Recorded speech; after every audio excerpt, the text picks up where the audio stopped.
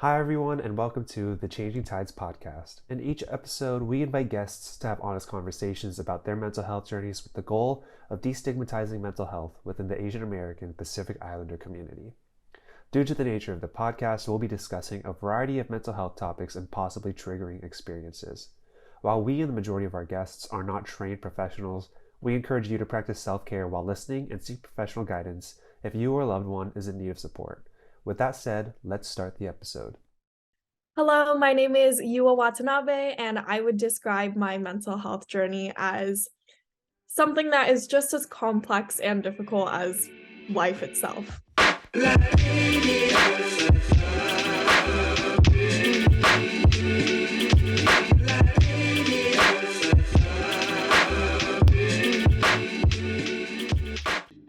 Hello, and welcome to this episode of the CT podcast. I am your host, Matthew Yonemura.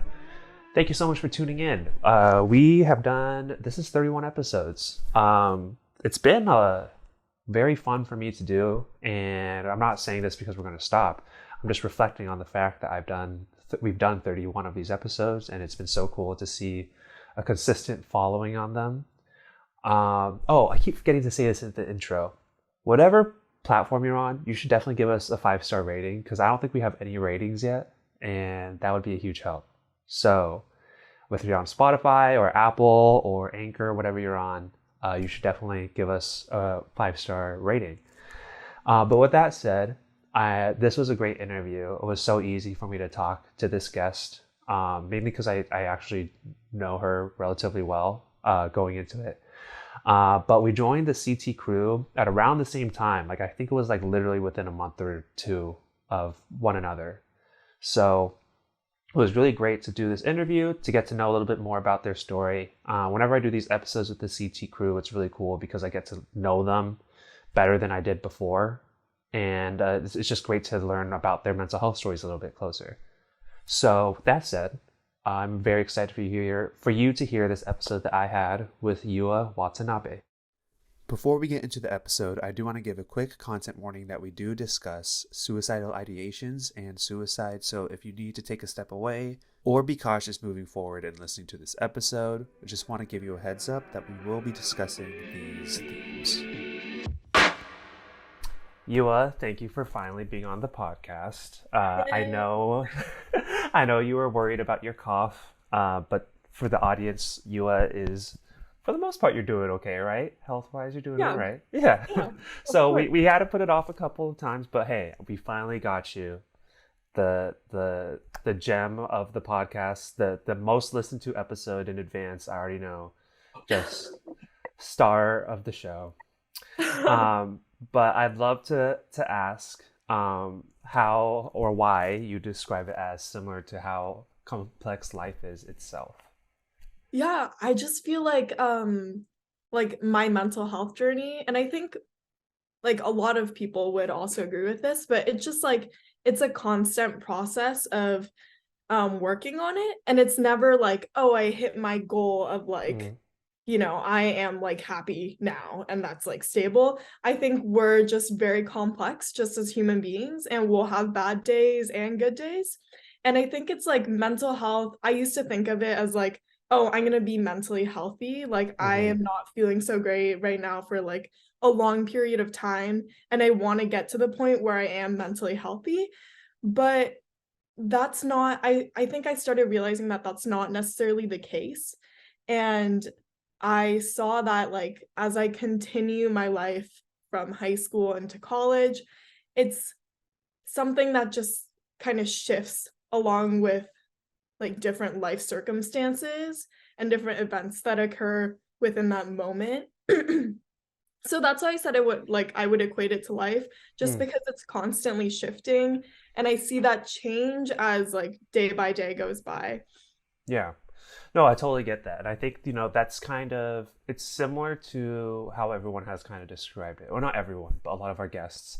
It's about how you're either in the middle of it or it's a work in progress, but it's you're never at the finish line because it's always changing. So I would like to ask, when you became aware of what mental health is and this full complex nature of it. So when would you say your journey in mental health began? Definitely in high school, but it wasn't like a specific moment where I had an epiphany and it was like mental health. I think it slowly entered my life. And I want to say definitely like during my freshman year of high school, I didn't really hear about mental health. It just wasn't a conversation around me. But I was really struggling with academics. Hmm. And I think that was the main thing that was like the biggest stressor for me, especially because I entered high school and now everyone was talking about college and resumes and like internships and difficult AP classes. And I felt really behind just because I hadn't thought about that in middle school and in Hmm. elementary school. And it felt like everyone was already like at the start line and I was like running late Hmm. and trying to catch up. And that was the main thing that kind of kickstarted my like anxious mindset, I guess, and just an immense amount of stress as a student. Um, and then also just these bigger questions of like what do I want to do with my life, like where do I want to go, like what's the career path that I want to take, um and also just like social questions of like who are the people that I want to surround myself with, like who am I, who do I want to be. um and so mental health really entered my life during high school when all of those questions were popping up, and I started really thinking for myself rather than my sister or my mom or just like my family members being like, you like this, or like these are your extracurricular activities and this is what you do. I think high school is the first time that you become a little bit more independent. You start driving, you're able to like have a lot more like just independent rights, I feel like, just as a person. Hmm. Um, and it pushed me to kind of figure out things on my own. Hmm.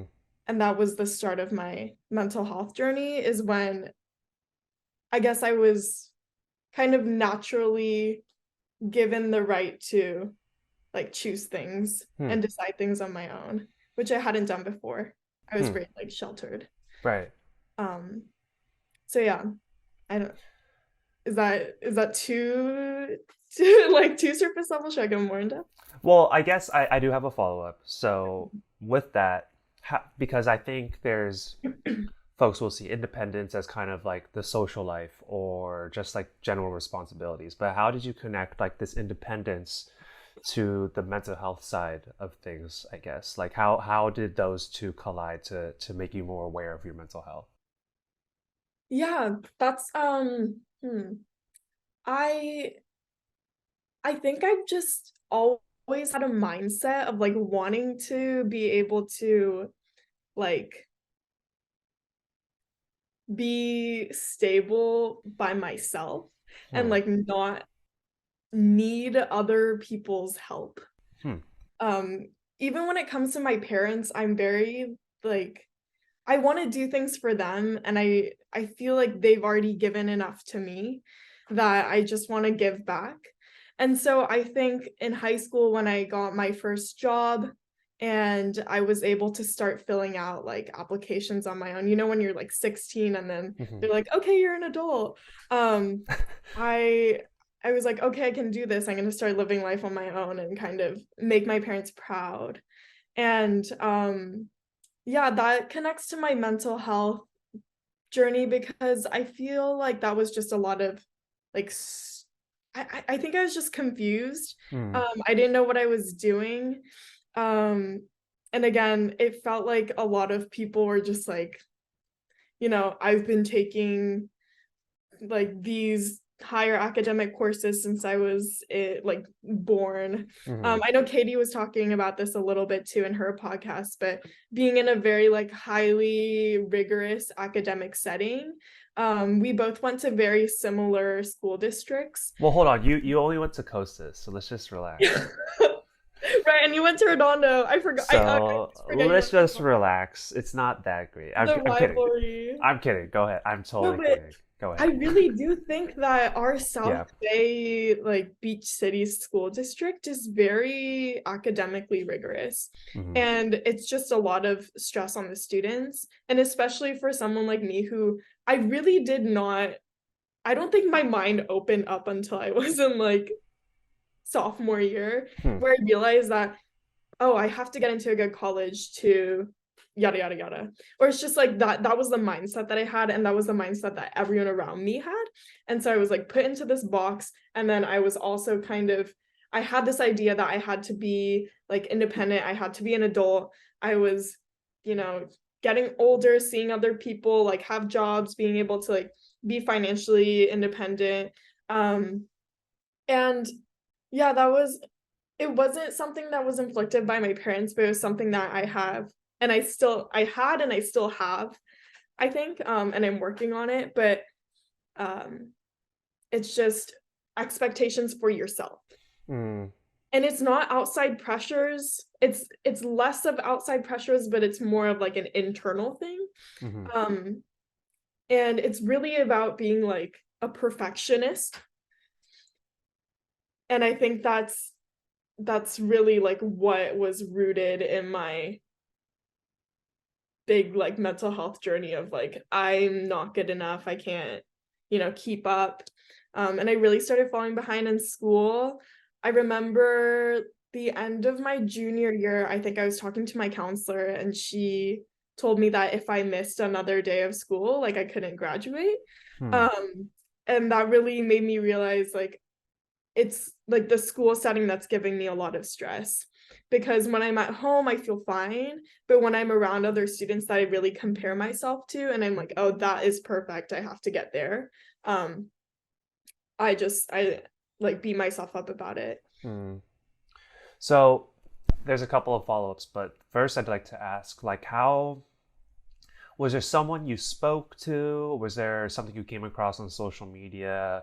Was it in a class even where you realized like this is what mental health is? Like it's about caring for these things and making sure my well-being is good. Like Mm, because I feel like I wasn't aware of mental health until I was straight up told that I had depression by a doctor.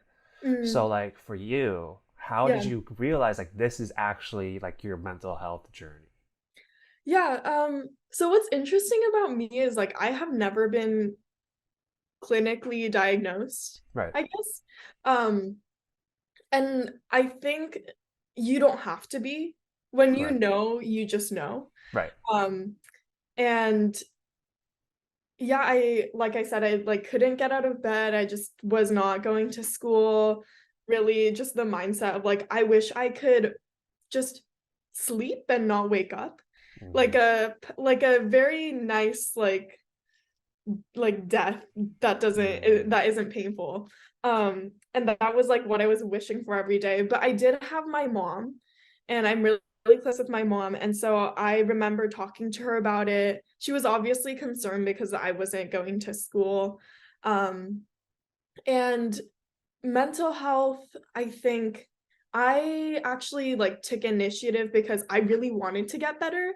And I remember saying really often like, oh, I want to get back to like what it felt like when I was a child, and I Hmm. didn't have to think about school or career or I don't any other financial Mm-hmm. um or like social conflicts that you might have. It's just like I feel like when you're a child, you're just not thinking about anything, and it's complete freedom, Mm-hmm. and you just feel liberated.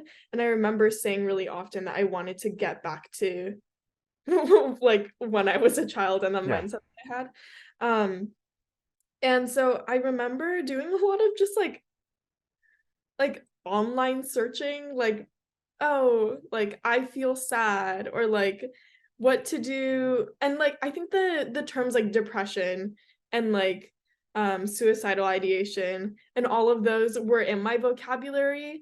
I think when I went to like middle school, they slowly started implementing those words possibly. Hmm.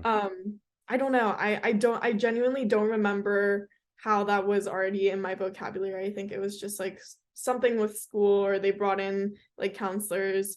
Um, but I remember looking things up on my phone, Mm-hmm. and it was like a wiki how of like, here's how to like not be depressed, Interesting. or like here's, and it was honestly like I don't know.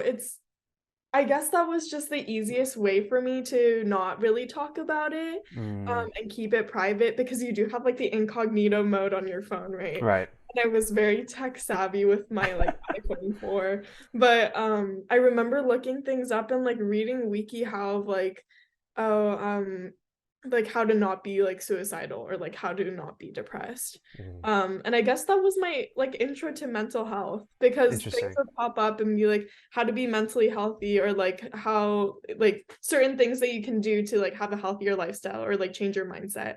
Um, and there'd be like weird Reddit threads of like don't kill yourself, like Mm, you're important. Um, and so it was really like online that wow. kickstarted. So that was a very long-winded. No, it wasn't at all. No, it was not long-winded. And again, just following up, I totally agree. You definitely don't have to be clinically told that you have this or that to know.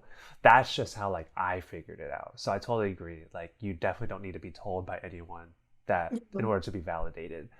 And then I think it's so interesting because again, like I knew what I was feeling, but I didn't know what else to call it or what to look up. So I think it's really interesting that you knew kind of what to look up or even to identify like what these things were because I think part of me and what a lot of people they're kind of scared to find out what it is Mhm. and they're also scared to be honest with themselves that that is depression or that is anxiety so you don't even want to like look it up because you don't want to have that label. So Yeah. I think it's so interesting that you No, took that initiative. that's funny though, because the way that I looked it up on like an incognito tab is also really interesting. And it reminds me of like the conversations that we have at CT Cafe, where it's like you have a journal, but you can never be fully honest in your journal because you think that someone might look at it, or even Right. just you writing it down could make you feel like, you know, Yeah. someone's gonna see it or it's gonna be real. And I think like just me not looking it up on the regular like Google tab Interesting. or like not voicing it and like Yeah. typing it out really secretly also probably came from like um just a fear of that becoming real, or maybe I was just like, oh, I'm just curious, but like I'm not actually depressed. Interesting. Um, and also now that you say that, I think the word like depression or like stress came into my life when I think a student in my high school class, I think it was like my mathematics class or something. He passed away really early on in the school year. Hmm. And I wasn't really close with him. I didn't really know him, but I remember counselors coming in and offering help to students Hmm. and saying like if you are feeling depressed or like if you're feeling sad, like we're open and here for you. And so I think maybe it wasn't a seminar, but it was just like some circumstances that led me to hearing those terms. And I think I caught on. Hmm. Yeah. Yeah.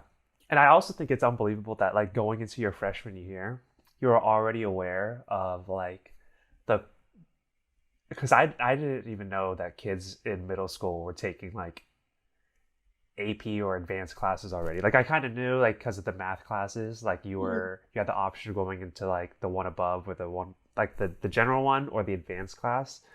But Mhm. like I feel like hey, maybe Costa was more competitive because I feel like I my experience was not like that. I But don't know. I think it's all also just me too, because mm, I it's really surprising because now I really care about my grades and I'm always checking my GPA.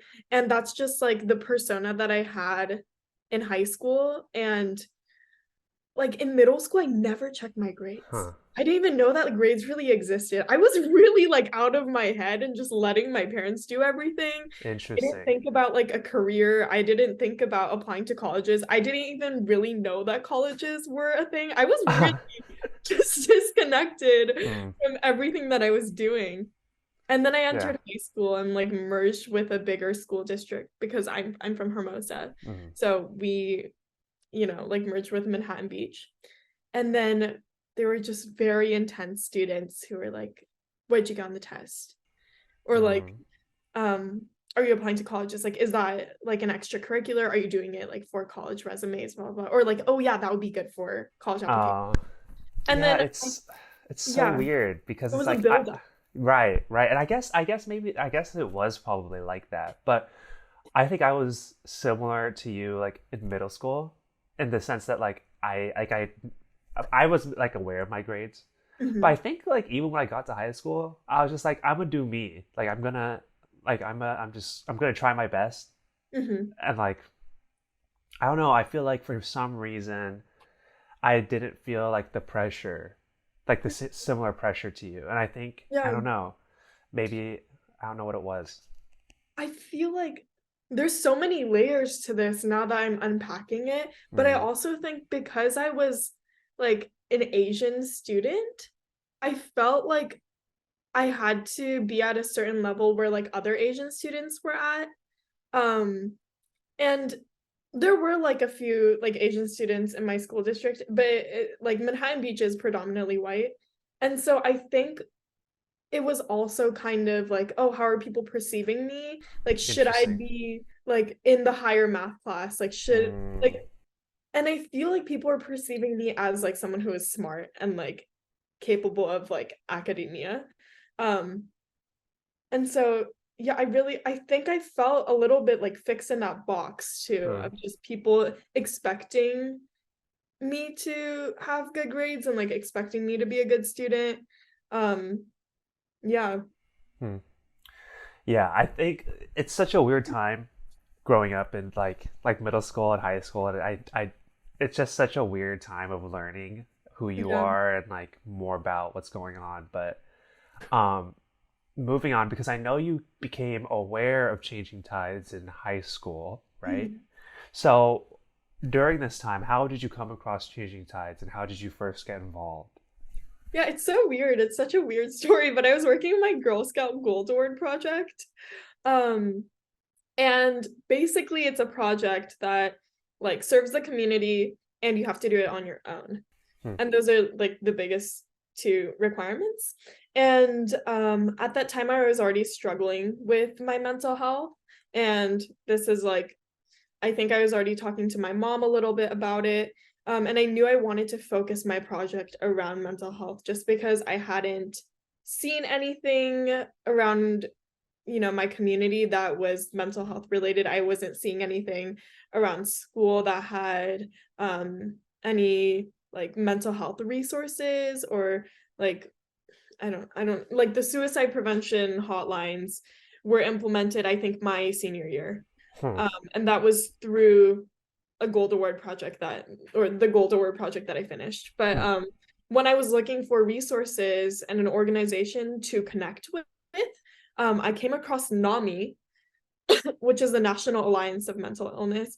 And that is an organization for like family members or close friends and family who are adjacent to someone who is struggling with mental illness or mental disability.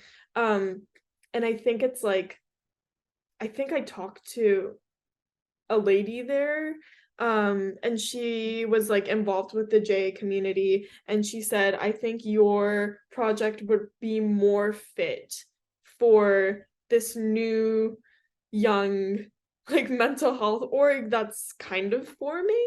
Hmm. And and then a couple months after she sent me the Changing Tides website, and yeah, like through my Gold Award project, I found the Changing Tides pop-up that they had, I think back in like 2019.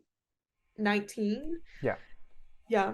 And then so I just went, and I remember opening the door and Cortland was setting up like an art piece, and Hmm. she was like, "Oh, hi, can I help you?" And I was like, "Oh, is this like the Changing Tides art pop-up?" And she was like, "Yes, but we open tomorrow."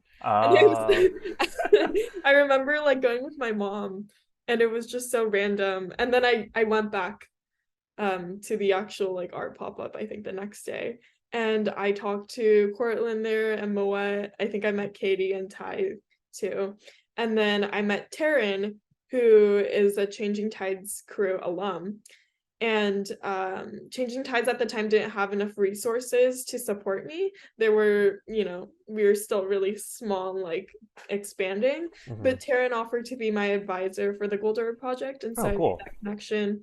And so I worked with Taryn for about like a year with my Girl Scout Gold Award project. And after I think receiving the Gold Award, I like still went to Changing Tides events, and then I think Cortland asked me to be a speaker at the um sorry, what's it called? Making The waves. the Making Waves conference. Right. Yeah. So I spoke at the conference, still not a CT crew member at that time. And then a year later something COVID happened, and then I joined the crew. But during that time, I Yes. was just like trying to stay in contact with Changing Tides.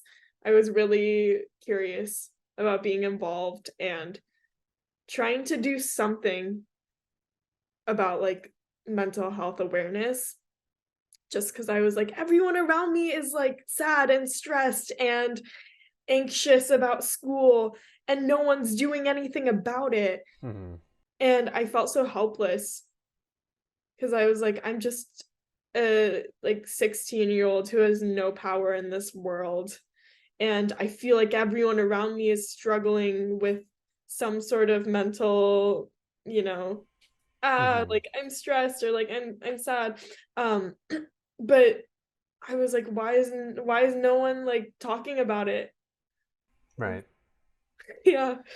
So, okay, so that was my next question, was Oh, what okay. struck you as in a young age to advocate for mental health awareness? But so you're saying that you had peers talking about stress or sadness or anxiety. So like how did those conversations start? Because I feel like when I was in high school, I mean, I think we're like similar in age, but Yeah. like you're like definitely a Zoomer. Mhm. I'm like the top like of Zoomers.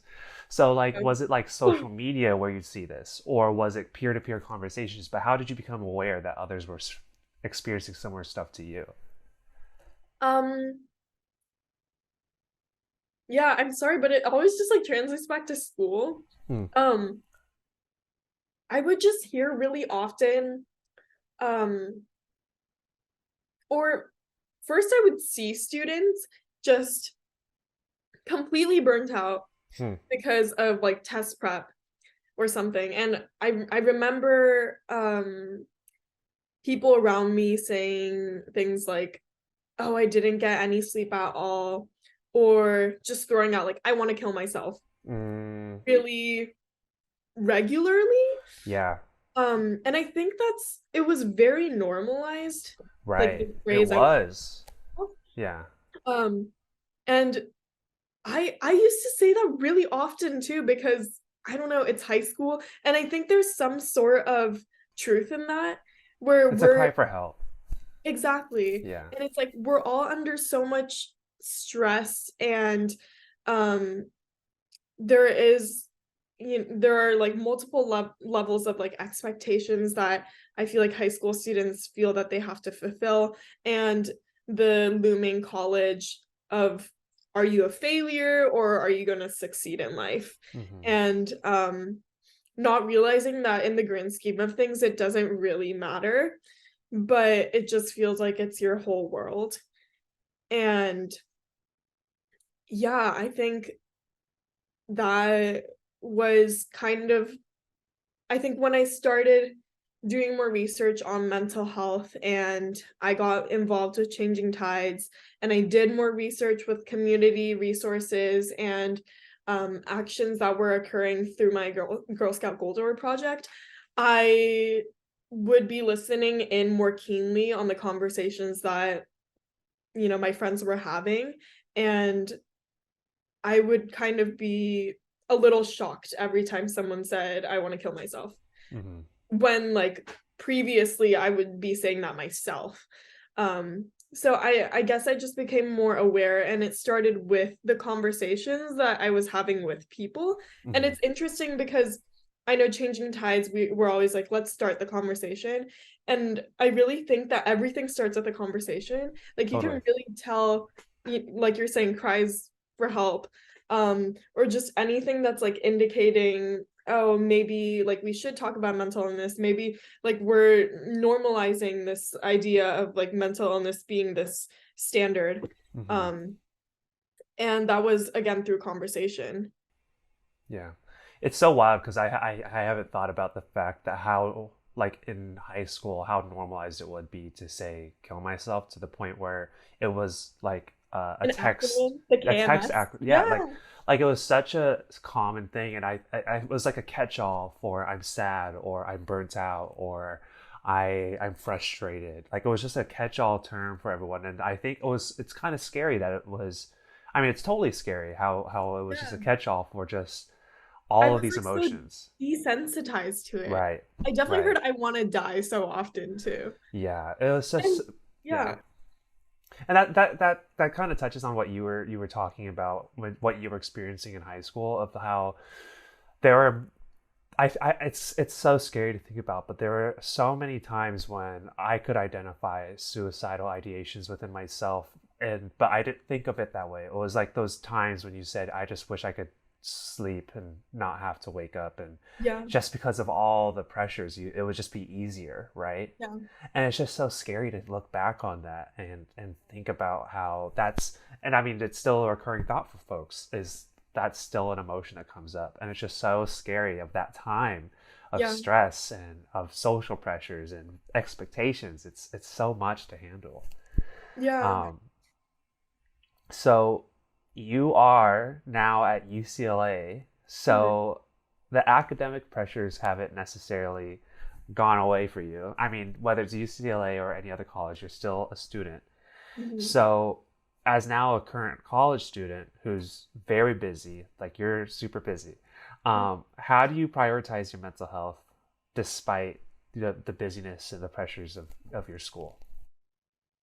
Um, I'm gonna be completely transparent. Like my mental health, although it has gotten better, it's not where I want it to be. And even just last week, I kind of hit my breaking point of like, okay, I'm doing too many things. And my professor actually um scheduled a meeting with me over Zoom, and he was like, I am concerned because you're just completely burnt out and I can see it. And I didn't realize that it was like affecting the people around me, but it's just when you don't have enough space to breathe and you can physically just see it in your schedule where it's like you don't have enough space for yourself. You also don't have space for your health and also space for other people. Right. Um and so I'm definitely working on it. I think the difference from high school to now is that I am aware of mental health resources, and I'm aware of just like mental health being a thing that I can work on. And it's not necessarily, oh, you're going to be sad and just stay that way forever. I think now that I've worked through my like first really big hurdle of like high school depression and being suicidal and having so much anxiety just built up in me, and being able to overcome that and say, oh, okay, like I am very happy right now, or like I do feel calm and composed, and like I feel like I'm myself again. Um, After going over that hurdle, I think that even now when sometimes I am like, there's too much going on, I wish that I could just stop and just have it all go away. I know that I'm gonna be able to get over that, and there's a better outcome after a certain amount of time. Hmm. And so I guess the difference is like my mindset of saying it's gonna work out. And you might not know how it's gonna work out, but it's just the fact that you know that somehow it's gonna work out and like things will continue going on. And that the solution isn't just getting rid of everything, that you know, time will heal all wounds. Hmm. And yeah, UCLA is tough. Like college is really rough. Um, and I think it's just the high school questions that I was mentioning, but it's not the first time I'm thinking about it anymore. It's just I've thought Right. about those questions for a couple years now, and they might seem more significant now because I'm getting like older, but I know I'm still young, but yeah, it feels like I've done this before and I can like I know I'm gonna get stronger Hmm. by overcoming this. But definitely not like, oh, I'm like mental health queen. I'm always like happy, I'm like unfazed. Um yeah, I'm the same person. Hmm. And I think people don't change that quickly. I think we just grow in small increments. And so, like I said, my mental health is a little bit better. Like, my Hmm. mental health journey is a little bit better, but like, it could definitely, like, I want to see it get better over time, Right. just as much as I want to see myself grow over time and become, you know, a It's the more mature person. complexities. It's the Yeah, the complexities of life. It's complexities of life. exactly you're growing as a person, and you want your mental health to grow with you. So Exactly. yeah. And I think it's like, I don't think we're just as human beings, I don't think we're ever satisfied because once we hit a certain point in our lives, we're always going to see something that's better or we're Hmm. going to say, "Oh, I want that." And so you're just constantly shooting for Right. more. And I don't think that's necessarily a bad thing, but I think it's good to have that mindset of like, "Oh, I'm not like there is no like last end goal that I'm trying to meet. It's always going to keep shifting." And that's good because you're always like trying to get better, you know? Right. Um, Totally. and yeah, that's kind of like my mindset with mental health right now is like I think I'm doing good. I'm taking it day by day. And Good. that's the difference is like I feel more grounded. Hmm. So okay, so it's wild because it's like obviously you're involved with changing tides, so you have a passion for mental health. Hmm. More than likely through lived experiences. I think that's what makes most people passionate about mental health is you're keenly aware of your own mental health. Yeah. But every time I've interacted with you, it's like, oh, you was the cheery, like goofy, silly. I can't imagine like you having downtimes because I'm just so used to you being like high spirited. So Yeah. it's like do people ever because I've experienced some stuff similar like when you have your bad days do you Mhm. ever experience like folks who are like caught off guard by it or also like who because I know you as like the cheery like you like Mhm. how do you when you do have the breaking points or you Yeah. hit the wall like how do you learn to express those in a healthier way than maybe in the past. Yeah, I think allowing myself to pursue the arts Hmm. has really helped me. I know that's something that Changing Tides explores a lot is like art therapy and like turning to art for mental health. But I think so I was at first very hesitant to pursue an arts major. I was like that is unstable. That's not something that I just like associated myself with personality wise. I was not the artist of the family. It was Hmm. definitely my dad or my sister. But then I got into UCLA as a theater major, and I feel like that was some sort of like supernatural being saying, oh, okay, you're like allowed to pursue being an artist. And so because of that, a lot of my classes revolve around art and self-expression. And I think that's been really helpful because I would be having a really stressful day and then I walk into ballet or jazz and I can just shut my mind off completely and just like let my body like do its thing and like, you know, just express like all the emotions that were pent up. So I do love doing dance. I go out to run sometimes when I'm just like really hitting my breaking point. Um, but I think what's similar with those two things is like I feel like I'm alive. Like Mm. I can breathe and I'm actually physically using my body, feeling like I'm connected to the earth and I can touch the concrete. Um, the LA way of touching the grass. Right. But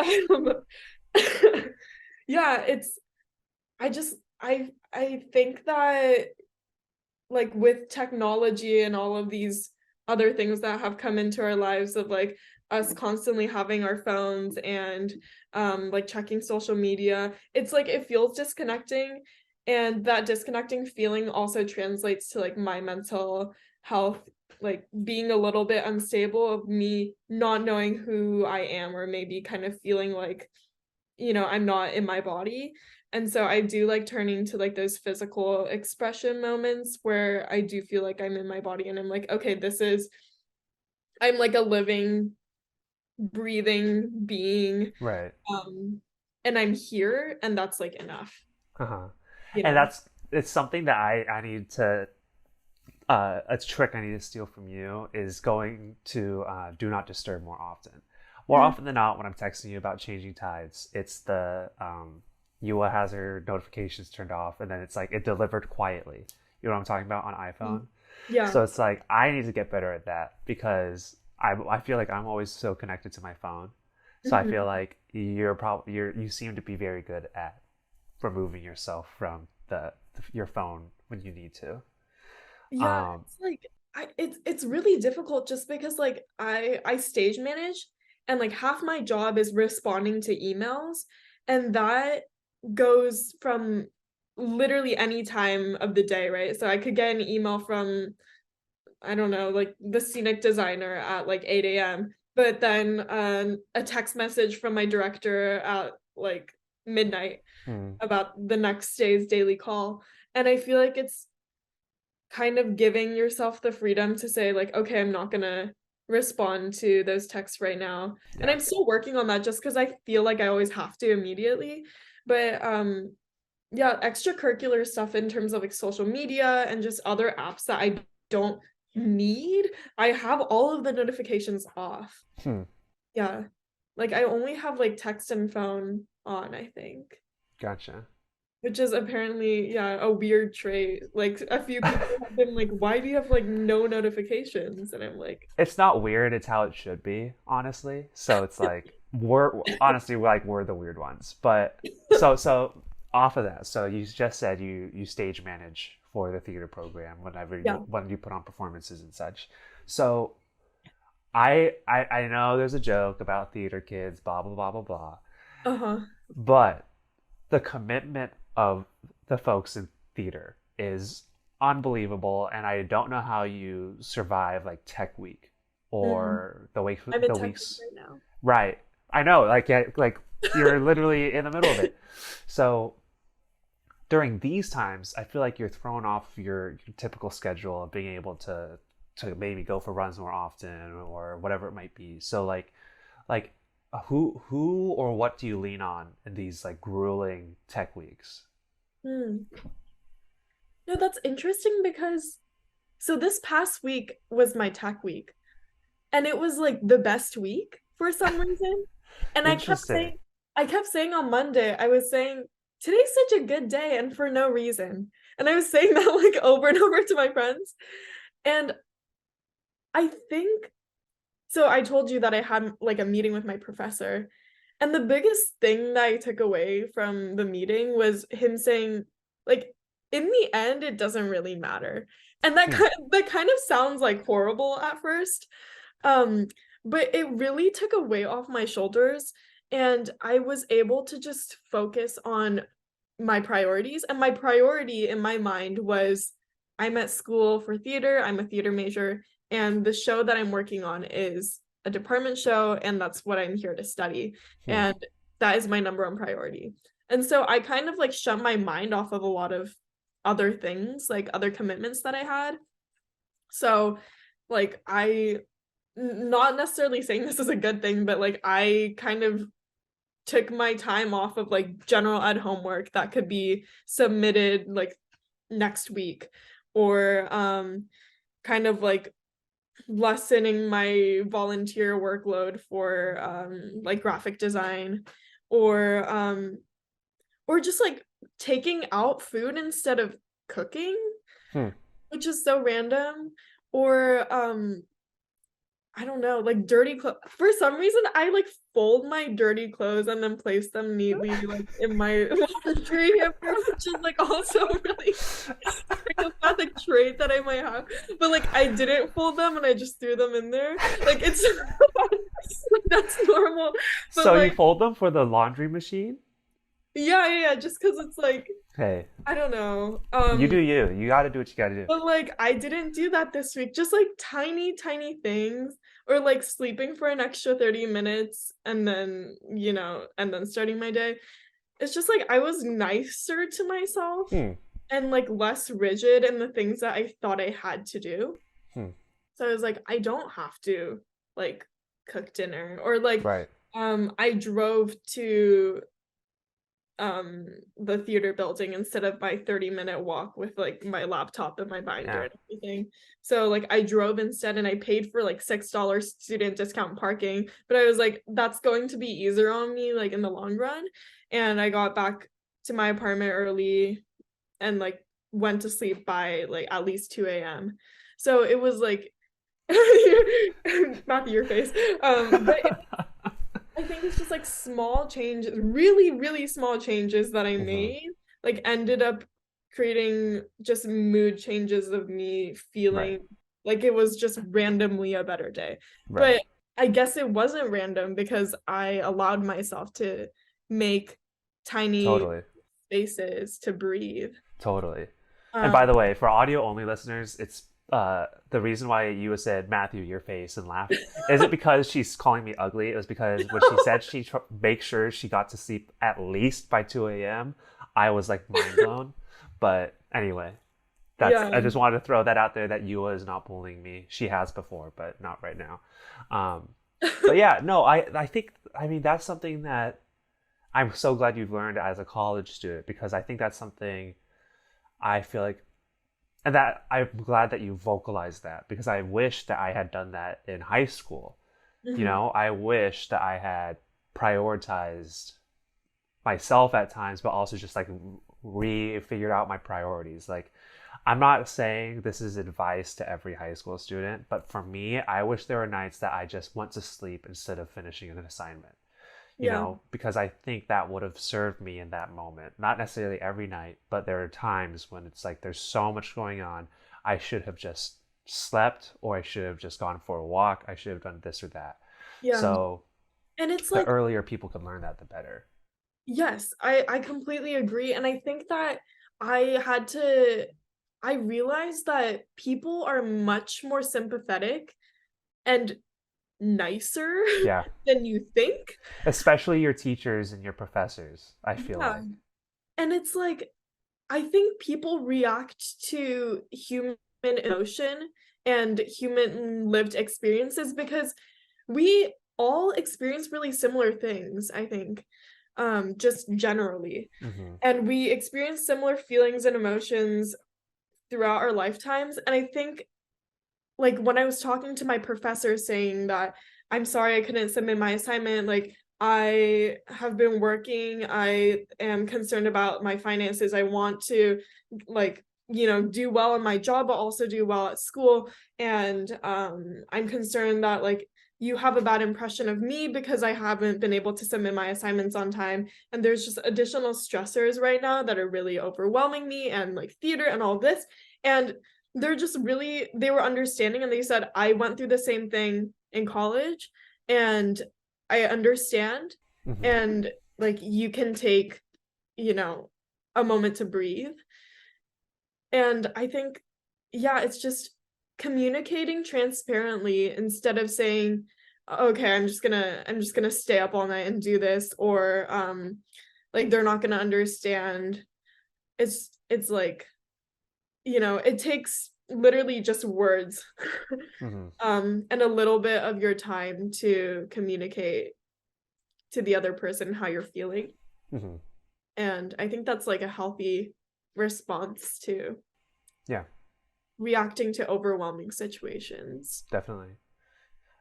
So, okay, so remind me how many more years you have left of college. Is this your last year or do you have another? I have next year too. So I'm a Okay. third year right now. Yeah. Okay. So you're not quite at the point of being totally concerned about the post-college Mm, life. yeah, I guess. Like I know what's on your mind. It's on your mind throughout college, but like you can put it off for a little bit. But anyway, as that time is kind of looming, I guess, it could be really scary for people, especially if you don't have a job secured while you're in your senior year or your fourth year. Yeah. So, like, when you look at graduation, Hmm. especially as you're exploring a career in the arts, like, where do you stand in terms of your comfort level with that time approaching? Yeah. Matthew, I mean, you study film, so you know the looming stress of Yeah. being a freelance worker and not an office consistent paycheck worker. Um, I'm really concerned about that just because I think I always say this, but I don't want to be a struggling artist. And just as much as I love the arts, I want to be um like self-sufficient and like independent, Mm-hmm. and have financial stability and do things that and have a lifestyle that I'm comfortable with. Mm-hmm. Um and yeah, so it's like a balance that I think I'm trying to figure out. I was talking to my stage management advisor about this yesterday, but I don't I just I don't know what I want to do yet. And it might be a question of like, do I want to continue doing theater, or I know I want the arts to be involved in my life, and I think that is a career path that I almost have to take because I know that's my strong suit. Mm-hmm. People always say like, don't just do something that you love, like do something that you love and like you're good at, because then you'll succeed. And Mm-hmm. I think I agree with that, and I think I have the like pleasure of knowing that I am good at the arts and not Right. like STEM. I tried, but it didn't work. Um, and so yeah, I have a vague idea of like wanting to go into the arts, like wanting to do something that's like self-expression and kind of honing in on like human emotion and all of that like intrinsic motivation, but I don't know what I want to do yet. Gotcha. And I think that's I don't know. I'm always thinking about it. I'm like drawing out maps, like life maps, because apparently like Shohei Ohtani does that. Oh, really? And I'm like, okay, maybe I can be like him. A Um, baseball player. yes. Yes. But Yes.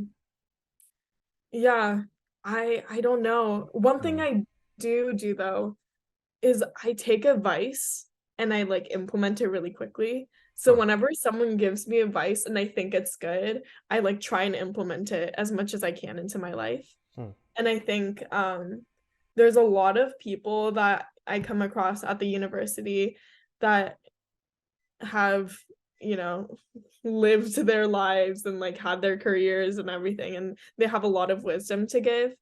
And I like jot down all their small pieces of advice and like try and form how that can help me in the future. We're taking a quick break to introduce Anchor, the sponsor of this podcast. Anchor is free, first and foremost, which is amazing. Who doesn't love free?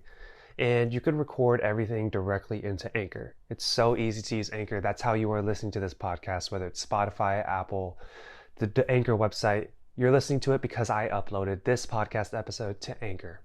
If you want to start your own podcast, I highly recommend Anchor. It's made this whole process so easy. So download the free Anchor app or go to anchor.fm to get started. So I'm sorry there for the audience, especially if you're on video on YouTube. I had to fix my camera for a second, but we are back. But my camera died right at the end of the interview. I don't have much other questions for you except for the quick Oh, fire fun questions.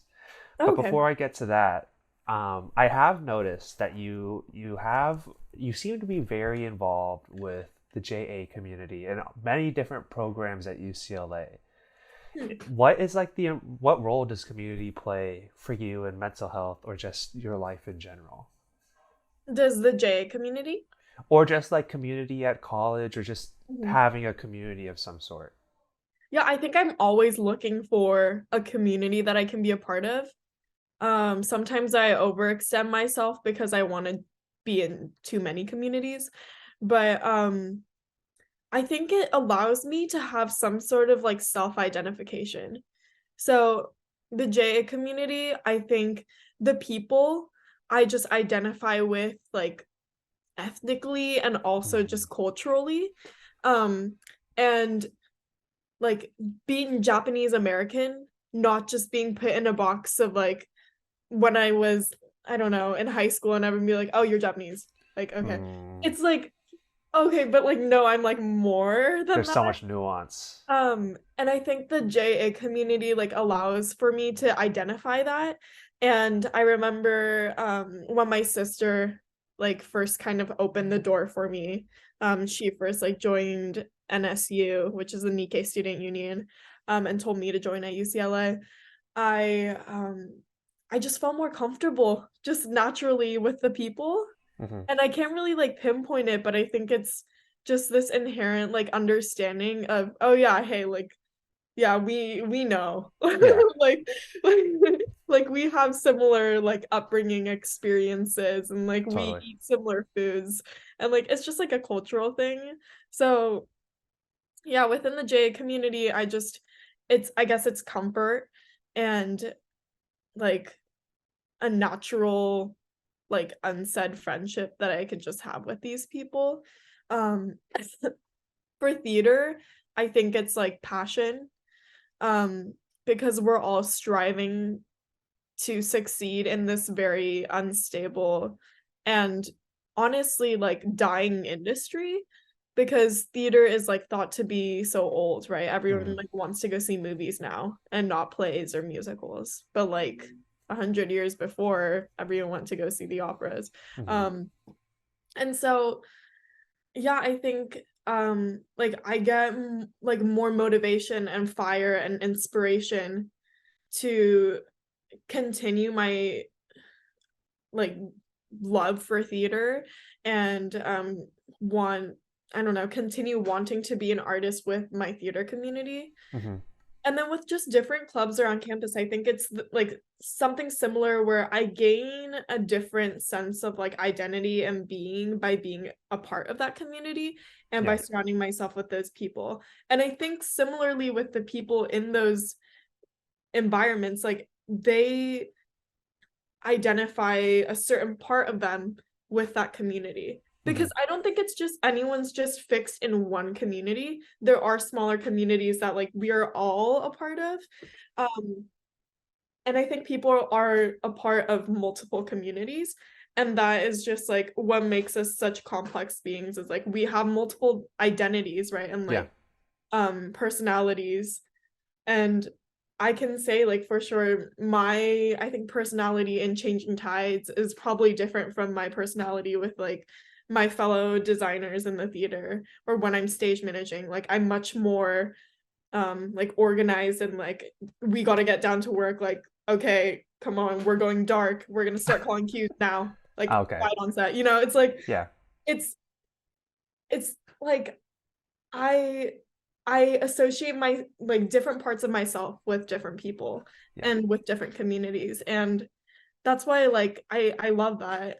And I always want to find more just because I don't know, it's just infinite, right? Like Yeah. the amount of identities that one person can have. And I Yeah. feel like that's a good thing. Yeah, and that just like learning new interests about that you wouldn't have known about before, or whatever it might be, just involving yourself with new people. So I totally get that. So yes, as I said, we are towards the end of this interview. But before I get to these like silly little quick fire questions, is there anything else you'd like to say before we jump to that?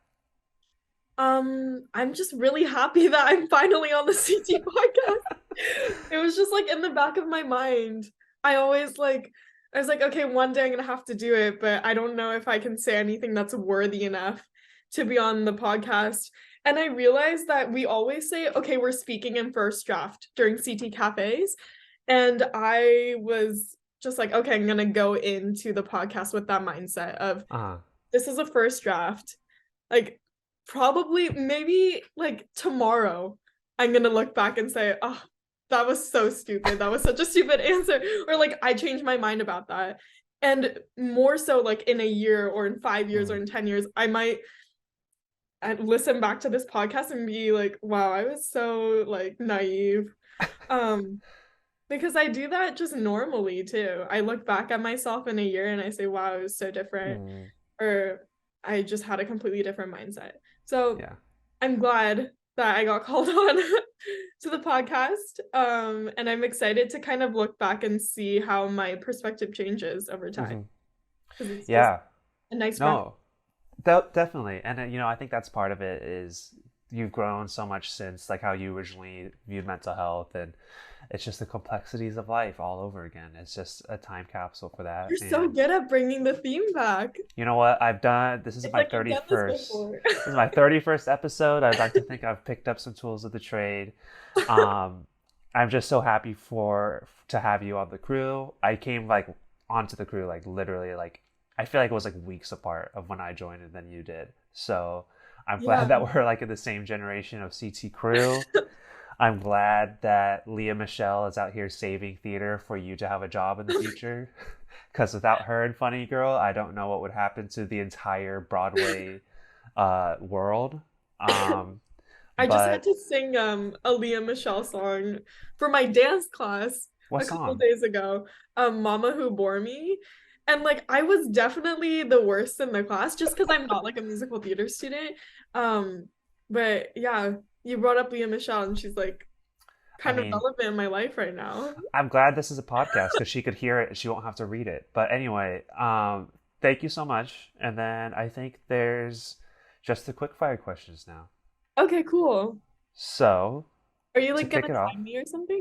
no, no, no. When I say quick fire, I'm just saying they're not as serious. You don't have to like speed Right, through them. right. Don't worry. Yeah. If you could invite five people to dinner, dead or alive, who would they be?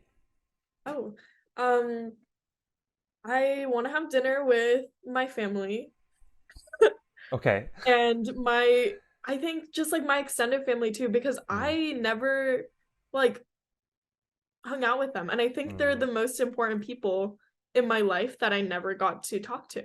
So my grandfather who passed away, and my mom, my dad, my sister, and I guess my grandmother on my mom's side. wow. That's so sweet. I thought you were just gonna go to like, I what's don't his know. name? I think it's like celebrities are just normal people I too. agree. I agree. And I think I think I can gain much more insight into who I am That's and like true. how I should continue on with my life as I move forward if I get insight from the people who are closest with me. Yeah.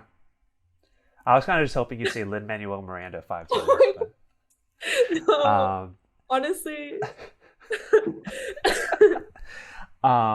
is there a dream stage production that you would love to work on? Like, is there a play that you would really want to work on? Hmm. A play? I think I want to work on a musical Okay. just because I got into theater because I fell in love with musicals and I've just really wanted to work on one, but I still haven't been Oh, able. okay. Um, and we're actually doing Into the Woods at UCLA. I'm not working on it, but that was the show that got cut off for me at Mm, like the COVID musical during high school that got cut off. Um, I don't know. I would definitely like to work on The Addams Family. That was the first show that kind of got me to like theater, oh, cool. and like want to do it. I remember when I was in 8th grade, I went to go see The Addams Family at Costa. Oh, And then I cool. went back home and I said, Mom, I'm gonna do theater. Super cool. And she was like, no. don't, you're like too shy, don't do it. And I was like, no, I'm still gonna do it. But yeah, I just want to like take it back to the origin. That's cool. Yeah. Definitely. If you had to, or if you could, I'm not like, I don't know where you stand on this, but if you could live anywhere outside of California, where would you go? Outside of California, definitely New York. I want to kind of test myself and see if I'll survive there. I know you lived in Chicago, so you know the cold and like Uh, you've survived that. But I'm definitely a California girl. Haven't yeah, stepped foot outside of California in terms of like living for a long period of time. And that's where like New York is where theater is at. And I think yeah, that is the other hub of like art life just popping off. And I think I have to go there at some point in my life, and I want to. I yeah, really want to. And yeah, I've always like dreamed of going to New York and doing something with the arts. So yeah. That makes, I mean, I don't know why I even asked. With you being a theater major, that makes so much sense. So it's like, duh. Um, okay, so these are where they get real goofy. So if you were a raindrop, where would you fall? oh my gosh, wait, I remember this question at a CT cafe. I keep like advertising CT cafes here. A raindrop. I would land um hmm I guess in like a or I want to give like a specific answer, but I was gonna say like a river, but I don't like no river names are popping up for me. Hey, Um, we could just go with river. It's fine. just like a calm stream or river that I Yeah, could just like I feel like if I were a raindrop, I just like wanna, I wanna relax because yeah. I came down from a huge fall and I'm like Hey, scared. that sounds Um, good. I just wanna relax and flow, you know? Totally. Go So along with with that, life. yeah, totally. So with that, then this is a perfect segue. If you were an ice cream flavor, what would you be? Hmm. That wasn't really a perfect segue, but I'm just Was it? curious. I was No, it like, wasn't. an ice cream flavor? I feel like I'd be one of those really crazy like rainbow sherbets. Just because I think I'm like always shifting who I am and my perception of who I am. And it's like, but I love being like funky and Uh-huh. like spreading joy. And I think in the end I always want to like be, I don't know, the cause of someone's happiness in their day. And I'm looking for that. So Mm-hmm. I feel like a rainbow, I guess it's not ice cream. I said No, sherbet. that's fine. It's fine. We'll go with it. Then to round it out, what would the title of your autobiography be? Ooh, that's hard. Um, I guess uh, uh um like what um my the title of my autobiography um maybe like wait, I'm like so blanking. I don't know. Um the wait, this is like I'm like super blanking. I don't know. What would yours be? Just so I can get an idea. Um, my long-standing favorite quote, which has been in my like Twitter bio for so long, is just listen, learn, grow. Because I feel like there's so much you Ooh, should that's really so good. you need to listen, then you can learn from it, and then you grow from it. That's Interesting. kind of how I've always had an outlook on. Yeah. Could I give you one that I Yeah. really like? The complexities of life. Okay, so this podcast is my autobiography. Yes, Yeah. it's Okay. distilled. This is a distilled down version of your autobiography. No, I think it's like it was difficult for me to think of one just because I can't see myself as like a full person yet. Like it's like to me, I'm only in like the first two pages of my autobiography, because I feel like I've just been taught to like do life to set up for life, Yeah, totally. which is so Totally. confusing because it's like I've already lived 20 years, but I think up until college, like, and maybe even like grad school, everyone's just kind of like taught to like set up for your life. And I don't like that, but that's probably why I had like so much difficulty thinking of one. But yeah, complexities of life. Let's So go for it. true. Let's just Make stick that with a that. That's hashtag. Oh, totally. That's the title of this episode. If it's short enough, it might be too long to be a title. But anyway, Yua, thank you so much. This was a very easy episode for me. I feel like you had so much to say and so much for me to ask off of that. So thank you. Uh-huh. Again, it's great to have you along on the CT crew with us. You make us young. Otherwise, you bring our average age down quite a bit. So thank you. And then that's pretty much all I got. Yeah. Statistically, you bring our average age down, so that's Great. good for being a youth committee. Anyway, that's about it. And yeah, Great. Thank you. cool. Of course. Thank you so much to Yua for joining the podcast, talking about her mental health and how that's gone along hand in hand with her education life and her life as a student, which is she's still a student. Like, it's so unbelievable, like how early her mental health journey started, and she's literally still a college student. I mean, similar for me and a lot of other folks, but like just how educated and how much she wanted to learn at an early age, I think is really admirable. So yeah, it was really great to have you on this episode. And if you enjoyed this episode, you could go ahead and subscribe for our episodes that release on every other Tuesday. Give us a rating or a review if you liked this episode. If you want to follow us for more, you could find out more at our Instagram at LTSC_changing tides, or you could go to our website, thechangingtides.org. Thank you so much for listening, and let's continue to change the tide on mental health.